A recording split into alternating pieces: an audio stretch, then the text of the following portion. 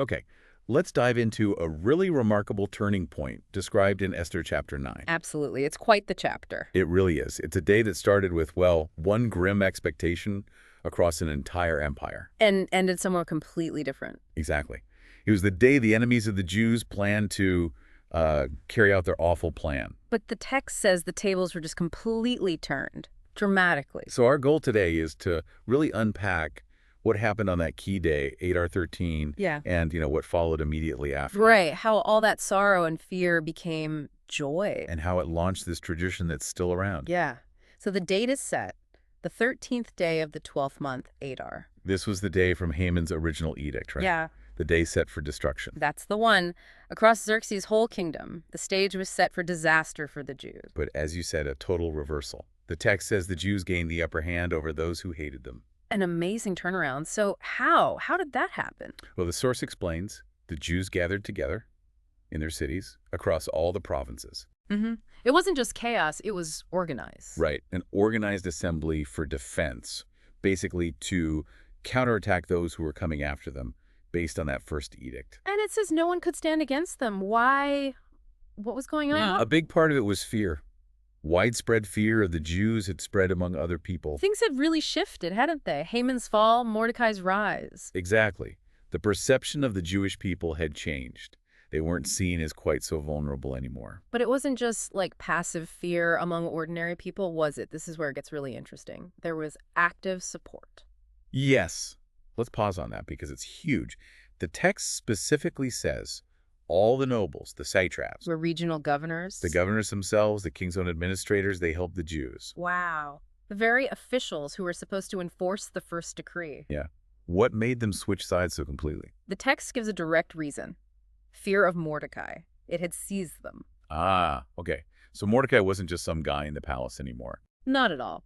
He was prominent, powerful. His fame, his reputation was known everywhere, second only to the king. So these officials were, what, hedging their bets? Basically, yeah. They feared Mordecai's displeasure more than anything else. Supporting the Jews became the smart, political, maybe even pragmatic move, aligning with the new power structure. So you've got this mixed fear in the general population, plus active help from the officials, all driven by Mordecai's authority. Right. And that created the conditions where the Jews, when they assembled, could actually defend themselves effectively. Against those trying to harm them. Exactly. The text says they struck down their enemies, killed and destroyed them, did what they pleased to those who hated them. Which sounds like authorized self-defense in this very specific context. That seems to be the implication, yes. Yeah. Especially given the support from the officials. Okay, so that's the big picture across the empire. But the source gives us details about the capital, Susa, too, on that same day, Adar 13. Right. In the citadel itself, what happened there? The Jews killed and destroyed 500 men in Susa on Adar 13. 500.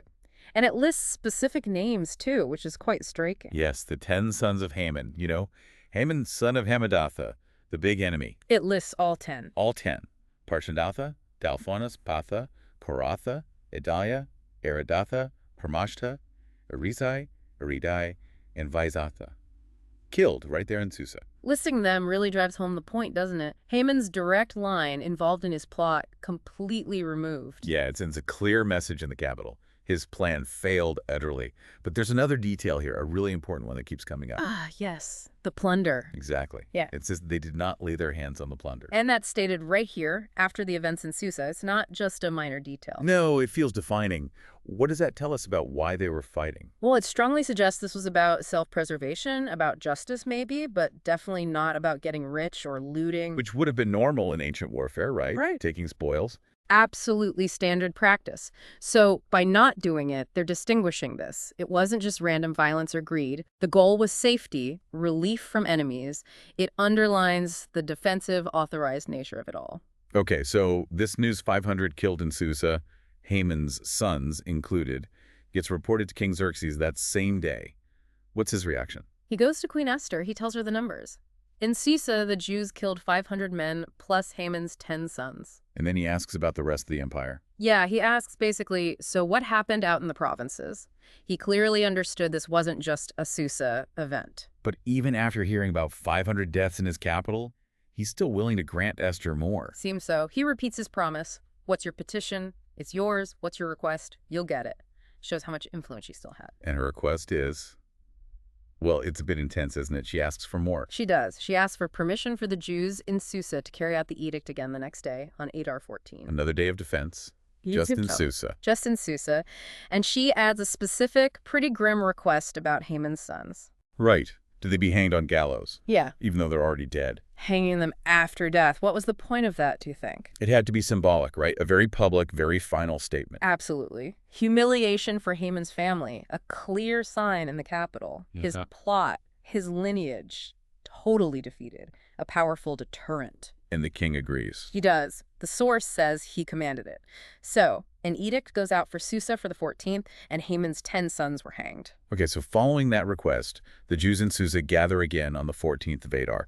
What happens on day 2? They kill another 300 men in Susa on that second day. So 800 total in the capital over 2 days. And again, the source mentions. The plunder. Yeah. Same detail. Explicitly states, again, for this second day in Susa, they did not lay hands on the plunder. Consistent message, still about security, not gain. Okay, so Susa had 2 days, the 13th and 14th.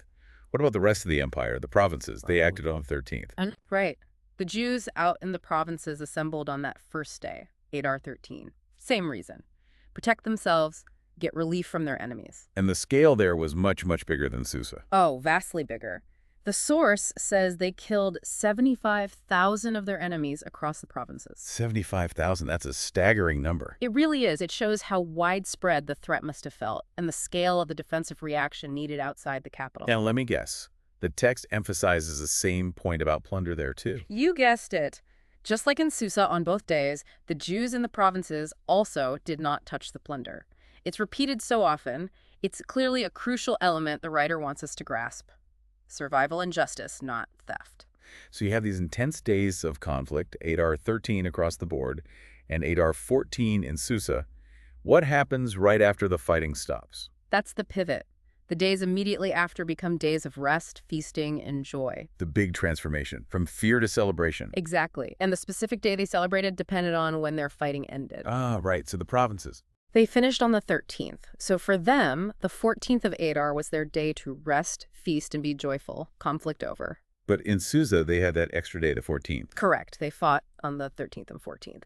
So their day of rest and celebration was the 15th of Adar. And that difference, the 14th versus the 15th, that's actually really important for the holiday later, isn't it? It's key. It explains why traditionally Jews in unwalled towns or villages reflecting the provinces celebrate on the 14th. Their battle ended on the 13th. While those in walled cities reflecting the capital, Susa celebrate on the 15th. Exactly. It accounts for the 2 days of Purim observance based on this history. Okay, so this incredible turnaround from near annihilation to celebration, how did it become, permanent? Yeah. Tradition. Mordecai. He recorded these events, wrote it all down. Documented everything. Yep, and then he sent letters out to all the Jews, everywhere in Xerxes' kingdom, near and far. And these letters weren't just news updates, were they? He was telling them to do something. He was. He was establishing an annual practice. The instruction was clear. Celebrate the 14th and 15th days of Adar every year. Institutionalizing the memory. Did he explain why in the letters? Oh, yes. He spelled it out. These were the days the Jews got relief from their enemies, the time their sorrow turned into joy, their mourning into celebration. The celebration is a direct, conscious response to that transformation. Precisely. And he gave specific ways to celebrate, too. It wasn't vague. What did she say? Observe them as days of feasting and joy. Give gifts of food to each other, mishlosh manat. And give gifts to the poor, matanat levunim. So communal meals, mutual support, and charity. All built in from the start. Exactly. Now, to really get the name of the holiday, Purim, we have to rewind a bit. Back to Haman's original plot. Yeah. Haman, the enemy, planned to destroy them. And how did he pick the date? He cast the lot. Right. The text even explains it. That is the lot. He cast lots to find the perfect day for their destruction. So the very tool Haman used to choose the date of destruction becomes the name of the celebration of their deliverance. It's a deeply ironic twist. Powerful. The text says it plainly. Therefore, these days were called Purim, from the word pur.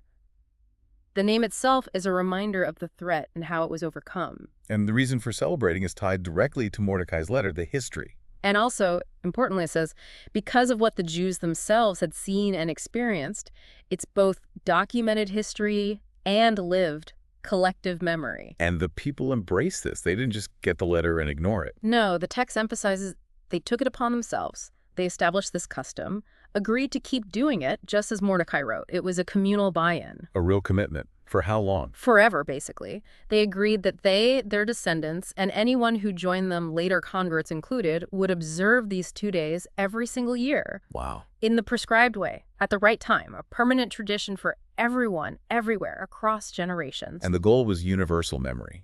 Absolutely. Remembered and observed in every generation, every family, every province, every city. The idea was strong. Purim should never cease. Its memory should never die out. It becomes part of who they are. Now, you mentioned Mordecai started this with letters, but it wasn't just him in the end, right? Esther played a role in making it official. Crucial role. Queen Esther, daughter of Abihail, joined Mordecai. She wrote with full authority to confirm this second letter establishing Purim. Her royal seal of approval, essentially, gave it official weight. Exactly. And Mordecai sent out even more letters after that. Really? What were those about? They went out across all 127 provinces again with words of goodwill and assurance, basically reinforcing the decree. Making sure everyone was on board and understood. Right. Formally establishing these days of Purim at the designated times, just as Mordecai and Queen Esther had decreed it. And the text connects it to how the Jews had already established it for themselves, maybe linking it to other practices like fasting they already had. So a fully ratified, official, permanent decree. You got it. Esther's decree confirmed it all, and it was written down in the official records. Sealed and documented. So looking back at this whole chapter, it's an incredible journey from the brink of destruction To survival, defense, turning the tables. and then taking that experience and deliberately forging it into a lasting, joyful tradition. Yeah. It really makes you think about collective memory, doesn't it? Yeah. How a specific historical event with all these details, the dates, the actions, the not taking plunder, even the name Purim from the lots. How all that gets woven into the fabric of a people's identity and resilience for centuries, millennia even. Purim becomes this ritual reliving of that deliverance. What really stands out is how they consciously took that moment of extreme danger and survival and embedded its memory. They made sure the story, the transformation from sorrow to joy, wouldn't just fade away. But would be actively retold, re-experienced, and celebrated every single year. It's quite something. A living link back to those days of Adar.